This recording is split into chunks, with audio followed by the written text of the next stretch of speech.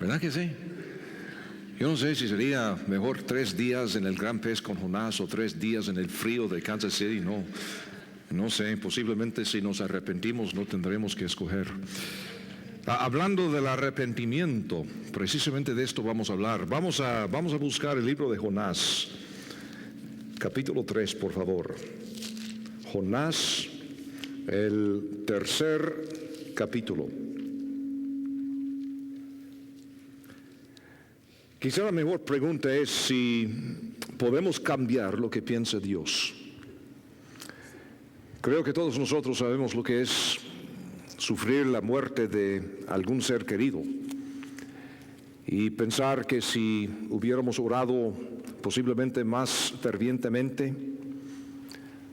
podríamos haber persuadido a Dios que sanara a esa persona. Son los pensamientos que a veces nos vienen, o en tiempos de tragedia como el 11 de septiembre de 2001, podríamos haber evitado esa tragedia con nuestras oraciones. ¿Y qué de las personas que conocemos y amamos? ¿Acaso Dios cambia su manera de pensar? ¿Acaso tenemos la facultad de cambiar lo que Dios piensa con nuestras oraciones? Digamos que eres estudiante y el matrimonio de tus padres está desmoronándose.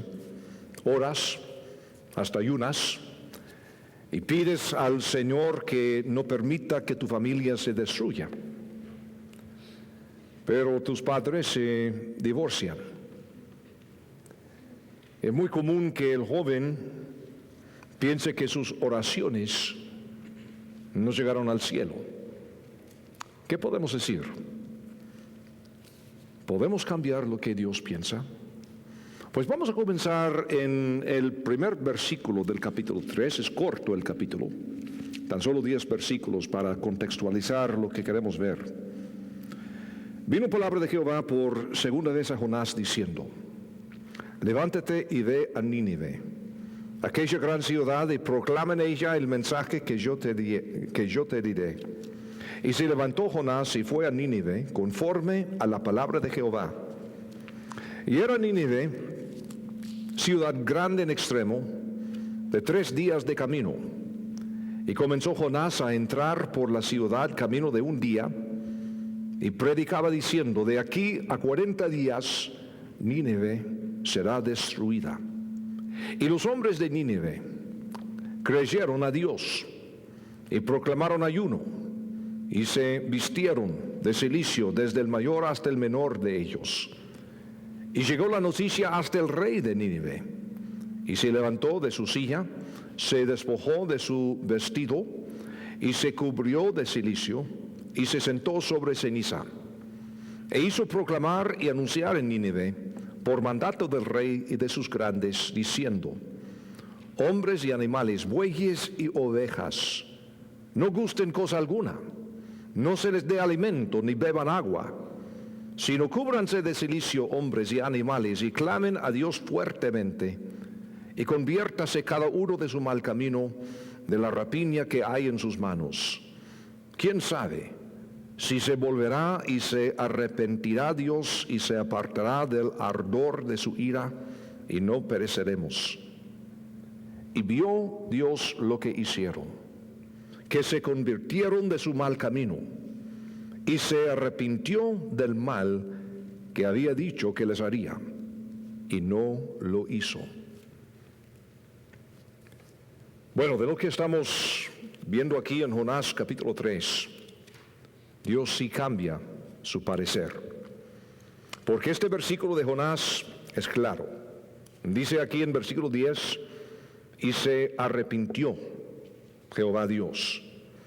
Esta afirmación, por supuesto, es fuente de mucha controversia. Cuando uno dice que Dios puede arrepentirse, ¿esto qué quiere decir? De hecho, ¿qué es el significado de arrepentirse? La palabra sencillamente quiere decir cambiar de dirección, cambiar de parecer o de modo de pensar, lamentarse o dolerse de algo. Dios había determinado desencadenar un juicio sobre Nínive. sin duda.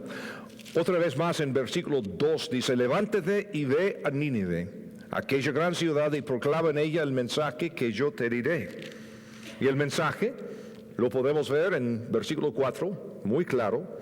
Y comenzó Jonás a entrar por la ciudad, camino de un día, y predicaba diciendo, aquí tenemos el mensaje, de aquí a 40 días, Nínive será destruida. Ese es el mensaje. Dios había determinado desencadenar un juicio sobre esta ciudad. Sin embargo, en el versículo 10, Dios se arrepintió de su juicio. Vio lo que hicieron, vio sus obras, y no solo eso, sino que escuchó sus palabras, todo lo que dijeron. Y como resultado de ello, Dios, el Dios de los cielos, se arrepintió. En otras palabras, no procedió con el juicio divino que estaba preparado a desencadenar sobre Nínive a final de este tiempo de 40 días. Ahora, la Biblia dice con mucha claridad que Dios cambió de parecer o de modo de pensar en cuanto a lo que se proponía hacer. Y esto queda claro en este libro de Jonás. Estos son los hechos. Ahora, viendo todo esto, ¿qué podemos decir? ¿Es posible por medio de la oración cambiar a Dios? ¿Cambiar su parecer? ¿Significa esto lo que hemos visto acá? ¿Que Dios está sentado esperando a que nosotros cambiemos su modo de pensar sobre cualquier cosa? ¿Esto es lo que podemos concluir? Ten cuidado. Si podemos cambiar el parecer de Dios con la oración, cuando las cosas no salen conforme a lo que pedimos en oración, entonces ¿significa esto que no oramos con suficiente fervor? ¿Significa esto que hemos pasado por alto algún tecnicismo bíblico que nos ha impedido obtener la respuesta que buscábamos? ¿Acaso olvidamos decir en el nombre de Jesús amén? ¿O algo así? ¿Y por eso Dios no contesta la oración? Si acaso es posible cambiar el parecer de Dios con la oración, ¿acaso es posible que otra persona oró con más fervor que nosotros por el resultado opuesto? Digamos que tenemos una actividad puerta afuera y oramos que no llueva, pero si llueve, ¿significa esto que hubo un granjero por ahí que oró con más fervor? ¿Qué pasa? ¿Acaso Dios subasta las respuestas a las oraciones al mejor postor? Un momento, hay otro problema también. Dice aquí que Dios se arrepintió. Aparte de eso, hay más de 20 lugares en el Antiguo Testamento donde la Biblia dice claramente que Dios se arrepiente de algo. Y sin embargo,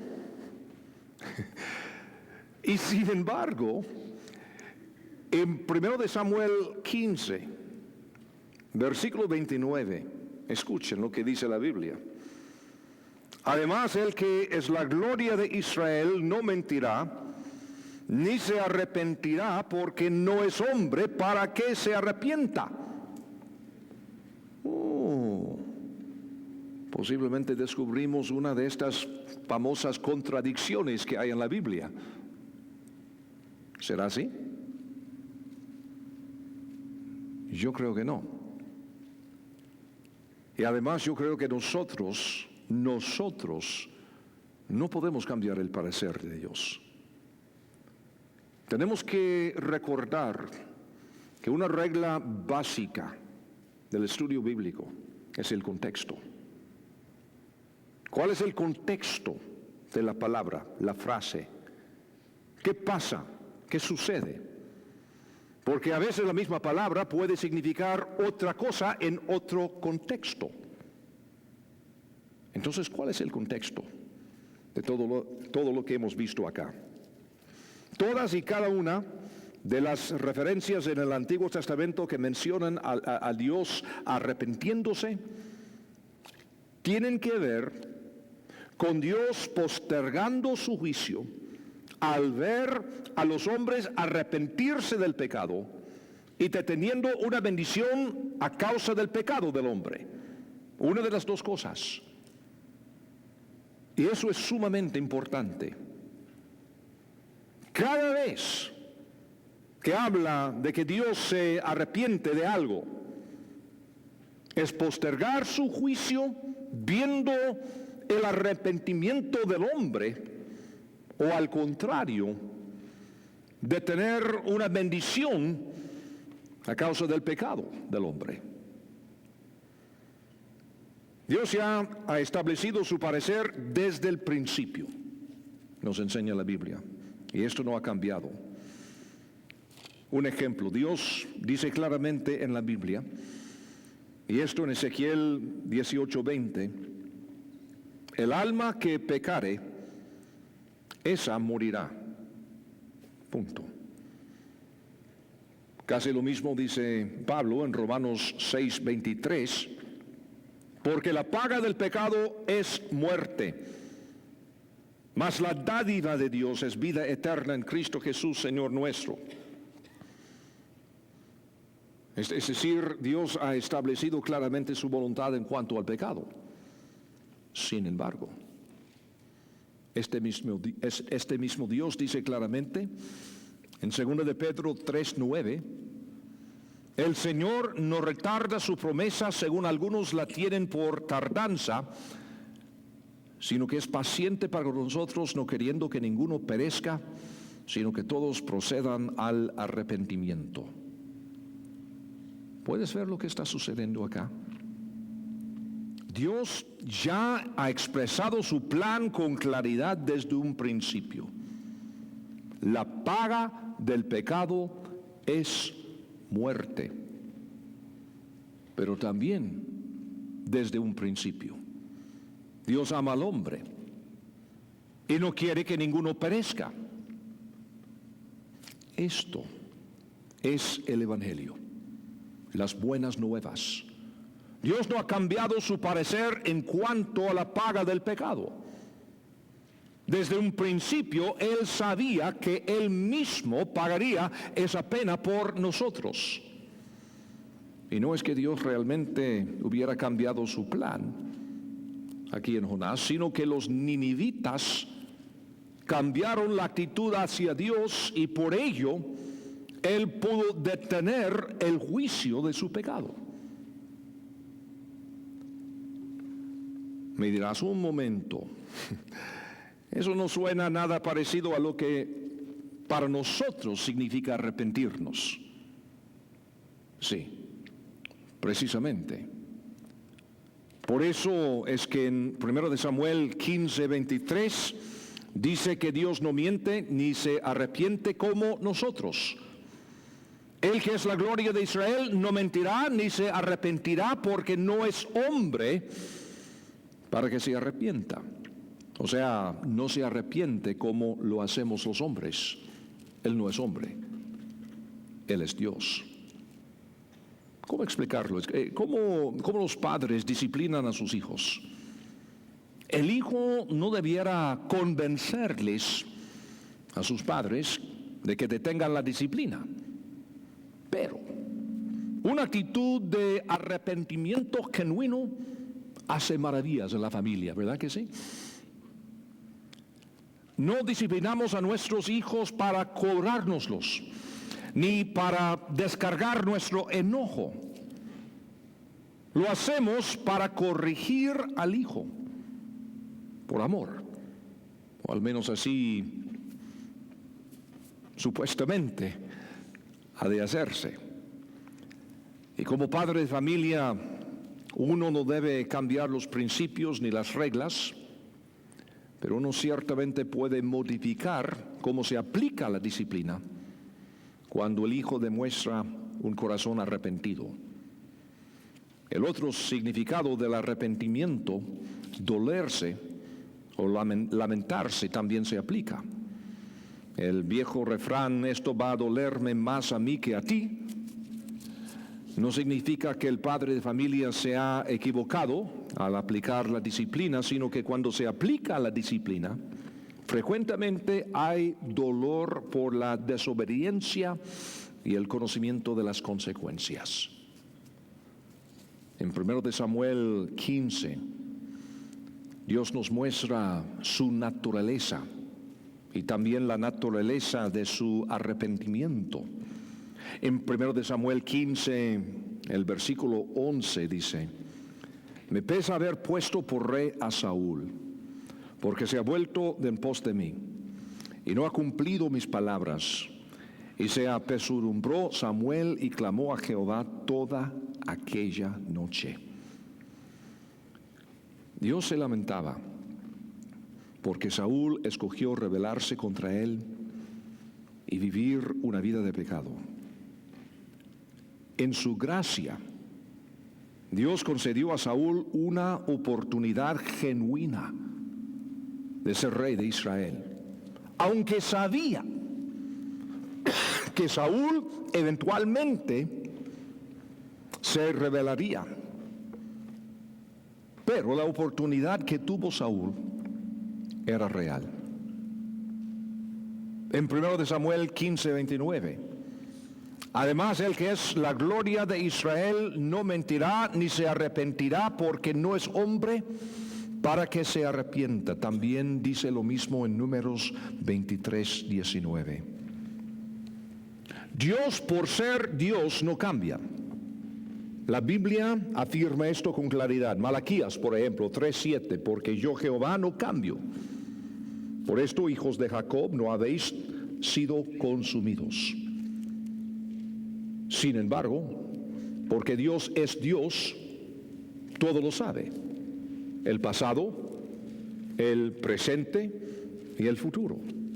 Y esto a veces lo describimos como presciencia en la teología, la presciencia de Dios o consejo anticipado. Dios sabe cuáles decisiones tomaremos antes que las tomemos. Sin embargo, Dios nos ha dado la libertad de escoger. El hecho de que Él sabe de antemano qué escogeremos no significa que nuestra libertad de escoger no es real. Tenemos la libertad, pero Él es Dios, Él tiene presciencia, Él tiene consejo anticipado, entonces Él sabe lo que vamos a escoger, pero no es que no tengamos libertad. Por esto, Él es capaz de proporcionar la salida para evitar el pecado aún antes de que pequemos. Eso también funciona. El arrepentimiento de Dios se basa sobre su presciencia perfecta. El nuestro obedece a que tenemos falta de presciencia. Porque si hubiéramos conocido las consecuencias de nuestra decisión de pecar, posiblemente no habríamos pecado. No pensamos en ello, no creímos que terminaría así. Dios, sin embargo, ya conoce las consecuencias de nuestro pecado y Él ha hecho todo lo posible para que podamos darle un giro de nuestras vidas y vayamos hacia Él. Cuando nos apartamos de nuestra maldad y pecado y aceptamos la provisión divina que hay en Cristo, Él carga con la pena de nuestro pecado en nuestro lugar y es capaz de evitar que nosotros paguemos la pena que merecemos.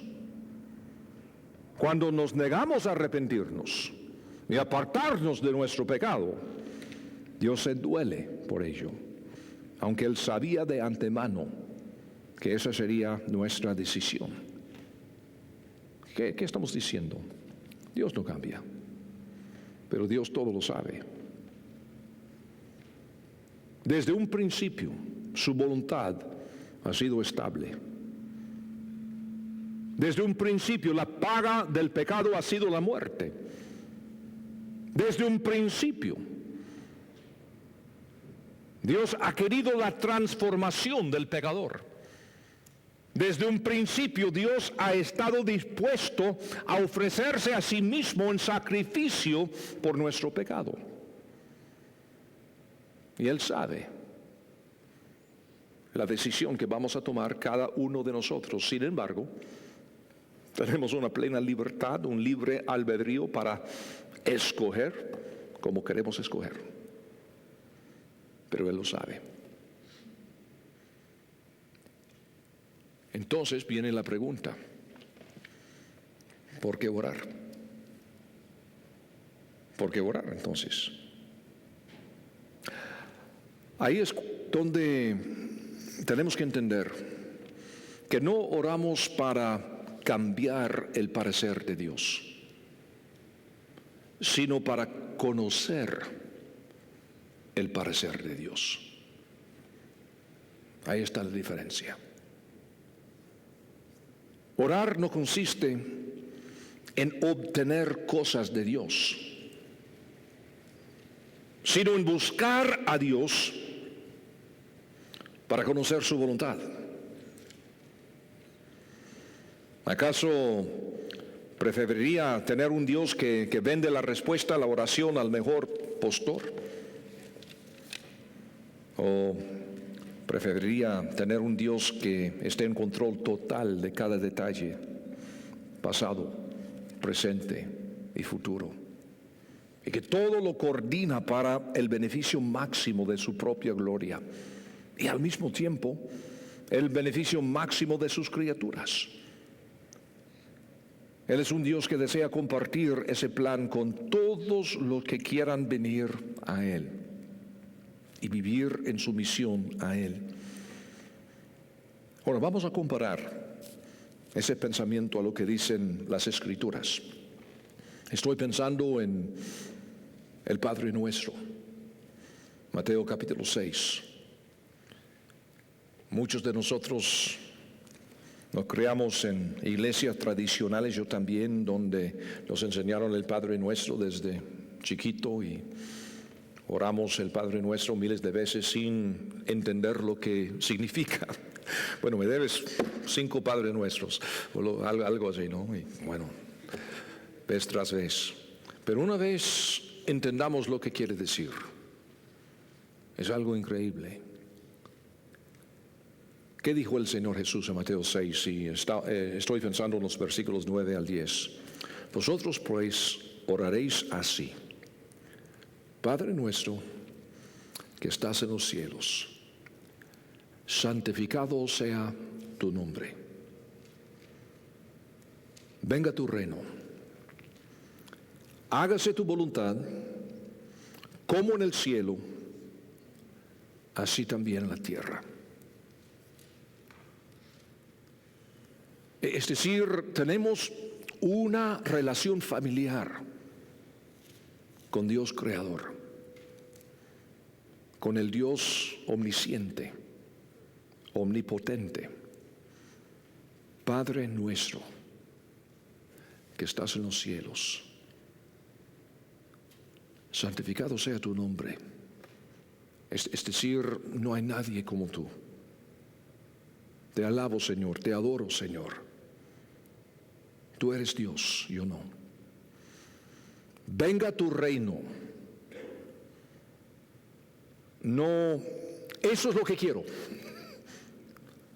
Venga tu reino. Y aquí tenemos la clave. Hágase tu voluntad, como en el cielo, así también en la tierra. La oración es para traer la voluntad de Dios en el cielo a la tierra.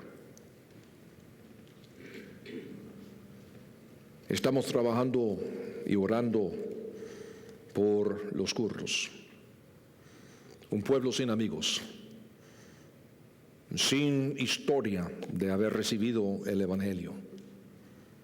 Tienen siglos sin haber escuchado las buenas nuevas. Entonces, por una serie de milagros y obras sobrenaturales del Señor, aceptamos orar por ellos, ser sus amigos. Y cuando comenzamos eso en el mes de marzo, no sabíamos nada dónde comenzar, porque en todo esto, ¿se me fue el sonido? Aló, vamos a ver. Toqué mi cara y se me fue el micrófono. por la personalidad magnética que tengo.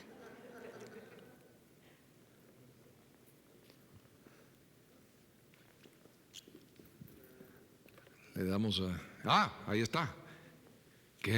Bueno, no sé cuál es, pero con dos tenemos seguridad, ¿no? Y justamente, ¿qué decía yo? Sí, cómo no, estamos hablando de los kurdos y cuando comenzamos a orar por ellos, nos decían que en todo el mundo había posiblemente 25 creyentes entre aquellos que hablan Bahedini. Hay otros kurdos, pero este es el grupo más difícil, más aislado, menos esperanza. Ese es el grupo que el Señor nos dio a nosotros. Gracias, Señor. ¿Y qué hacer? Porque no podemos irnos allá.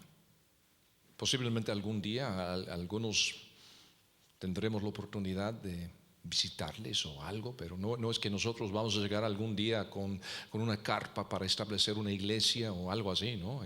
Para comenzar es ilegal, nos matarían. Entonces, ¿qué podemos hacer? Orar. Ahora, fíjense, la voluntad de Dios ya existe, porque en Apocalipsis dice que en aquel día habrá creyentes, adoradores de Dios de todos los pueblos, excepto los kurdos, no, de todos los pueblos, lenguas y naciones, incluyendo a los kurdos que hablan Behedini. Entonces sabemos de alguna forma, esta es la voluntad del Señor, está claro. Entonces, ¿qué tenemos que hacer nosotros? ¿Orar para qué? Dios ya sabe cuál es su voluntad, sí, pero vivimos en un mundo torcido por el pecado. Entonces, nuestra responsabilidad, según la enseñanza de Cristo Jesús, es traer la voluntad de Dios que existe en el cielo para que sea una realidad aquí en la tierra. Ahora, no quiero sugerir que solo nosotros que estamos orando tenemos la bendición de cambiar la voluntad del Señor, no es eso. Pero fíjense que desde que comenzamos a orar, hemos recibido noticia de un pueblo de armenios que hablan Behedini. Y en los últimos meses, un grupo de aproximadamente 25 de ellos han llegado a la fe.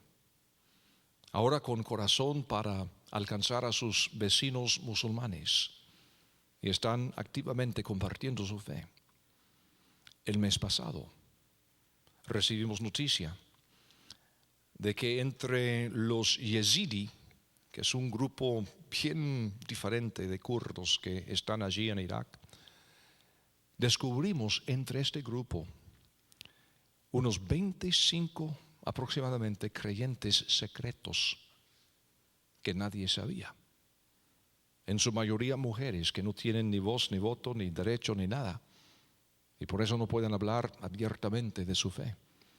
Y que de alguna forma un pequeño grupo que habían llegado a los pies de Jesús. Anteayer recibí un mail de allí, de uno de los hombres con quienes estamos trabajando, porque ellos y nosotros hemos estado orando que este año el Señor nos diera al menos una iglesia entre ellos, porque en todo lo que es el norte de Irak, entre los Behedini, no hay iglesia, no hay pastor. Y hace 2 días recibimos noticia de que posiblemente hemos visto el nacimiento de una iglesia. No sabemos todavía, pero en uno de los estudios bíblicos, y tenemos varios, parece que Dios está haciendo algo. ¿Por qué está pasando?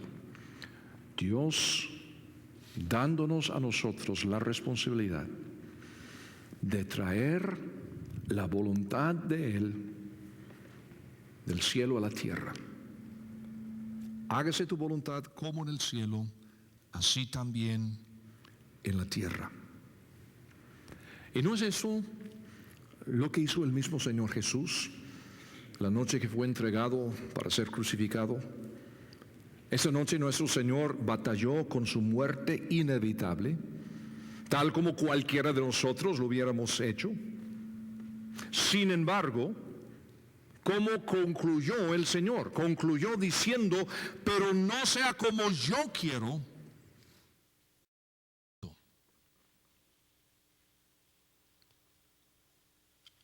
¿Qué hay entonces de aquel ser querido que murió? ¿Acaso su muerte fue resultado de que no oramos lo suficiente? Por supuesto que no. ¿Sabía Dios que esa persona moriría precisamente cuando y cómo sucedió? Por supuesto, Él es Dios. Él todo lo sabe. Desde el momento que el hombre pecó, Dios sabía que las enfermedades, el cáncer, la guerra, el odio y todo tipo de maldad y dolor, accidentes de tránsito, enfermedades, todo esto entrarían al mundo. Y sin embargo, no quiere que ninguno perezca. Desde antes de la decisión fatal de Adán, Dios había planificado a hacerse hombre en nuestro lugar para que nadie tuviera que perecer eternamente, y eso lo hizo por nosotros. Pablo, creo, entendió esto cuando a los filipenses les dijo en Filipenses 1:20, ahora también será magnificado Cristo en mi cuerpo, o por vida o por muerte. Cada domingo que estoy en este lugar que se llama International Visitors Suite, ahí me pongo después de cada culto y personas entran. Principalmente estamos pensando en personas que están aquí por primera vez, pero casi cada domingo, al menos cada mes, llega algún miembro de la iglesia y me dice algo así: pastor, me han dicho que tengo cáncer. Y entonces oramos. Y a través de los años hemos visto milagros. Milagros, puros milagros. Yo recuerdo un día una señora africana-americana vino y me dijo: pastor, me han dicho que tengo cáncer, grado 4. Me dicen que voy a morir. He visto las radiografías y los estudios que han hecho, y el próximo martes voy al médico otra vez y vamos a ver lo que vamos a hacer. Estaba sentada precisamente donde estás, Fedra, ahí en este mismo lugar, porque lo tengo clavado aquí en la mente. Entonces oramos. Señor, tú eres Dios, tú todo lo sabes. Y Señor, sea en la muerte o en la sanidad, que Cristo sea magnificado en ella.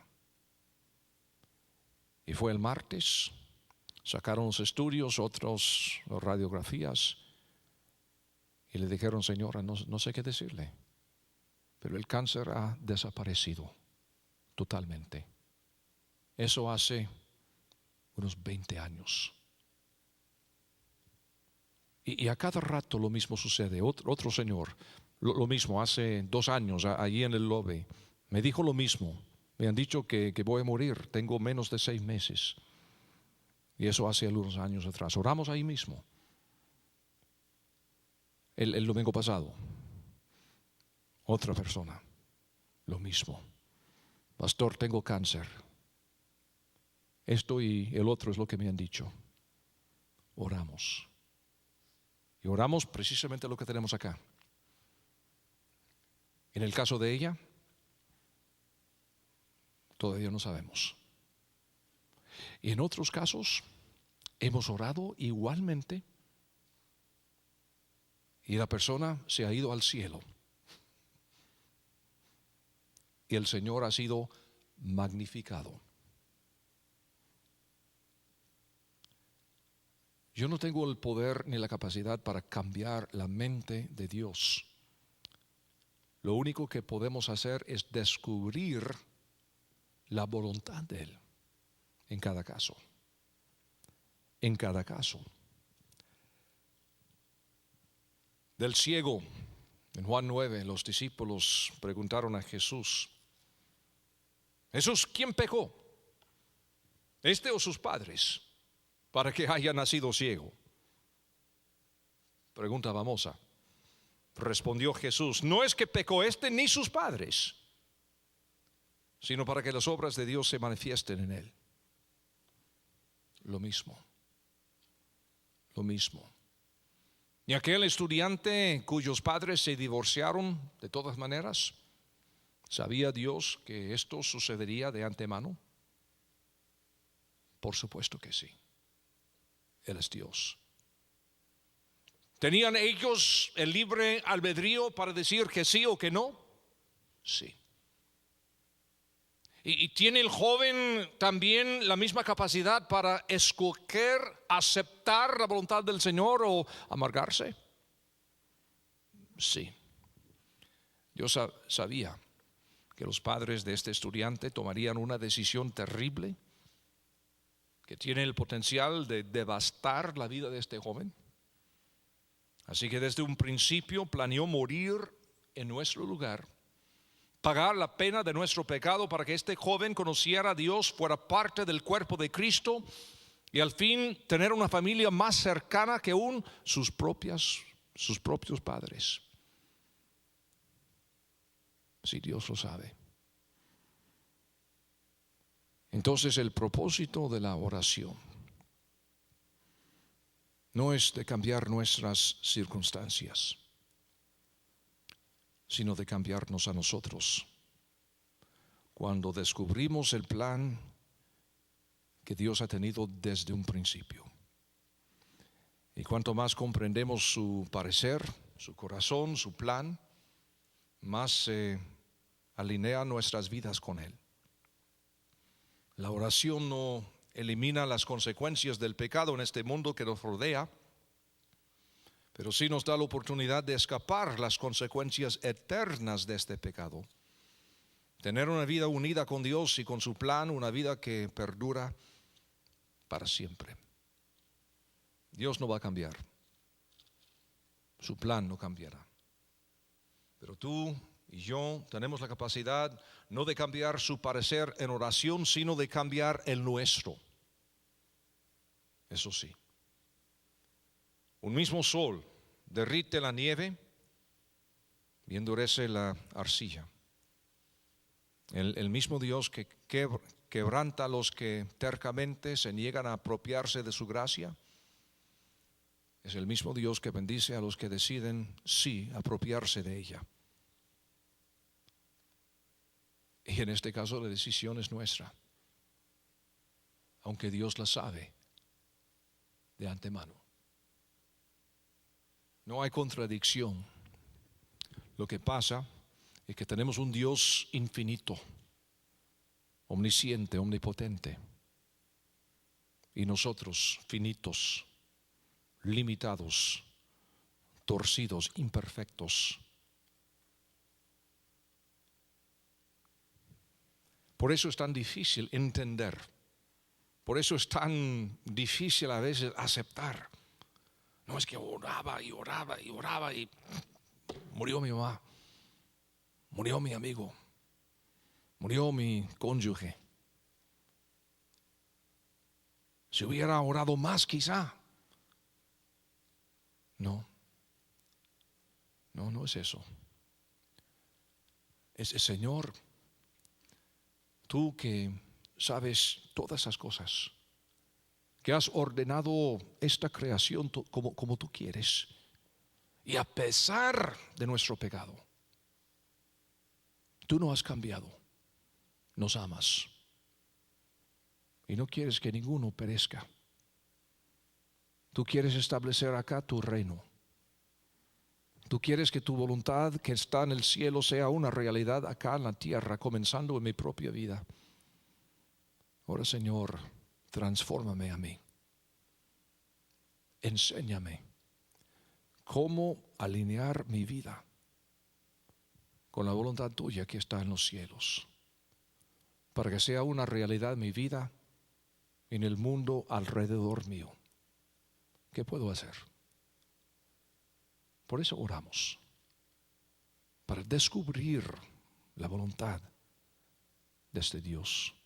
Cuando la Biblia dice que Dios se arrepiente, es simplemente una forma para decir que viendo el arrepentimiento nuestro, Dios ha podido postergar este juicio. Digo postergar porque en el caso de Nínive, no muchos años después, este gran avivamiento se cortó y Nínive volvió a su pecado. Y Dios los destruyó. Precisamente como lo supo desde un principio. Pero les dio oportunidad y fue genuina. Y cuando escucharon bien, cuando ellos se arrepintieron, Dios postergó su juicio. Y para cualquiera que hubiera depositado su fe en Él, algún día tenían la promesa de un Mesías, quien vendría para ofrecer el único sacrificio que vale para el pecado humano. Él mismo tomaría nuestro lugar, ofreciendo el sacrificio por nuestro pecado. Qué increíble que Dios puede saber todo y a la misma vez darle a todo la oportunidad para arrepentirse. Y Él puede ajustar su plan eterno sin sacrificar su plan eterno para acomodar el corazón de cada uno de nosotros. ¿Entenderlo? No puedo. Lo que puedo hacer es darle gracia. Gracias porque nosotros hemos recibido las buenas noticias. Padre Santo, gracias te damos. Seguramente por ser un Dios tan poderoso, un Dios eterno, un Dios omnipotente, omnisciente. Señor, no podemos escondernos de ti.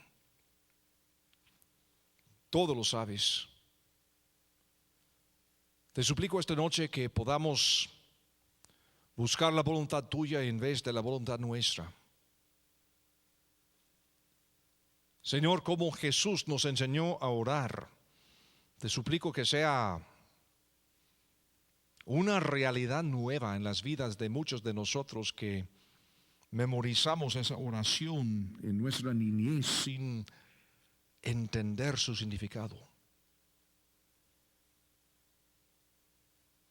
Padre nuestro, que estás en los cielos, santificado sea tu nombre.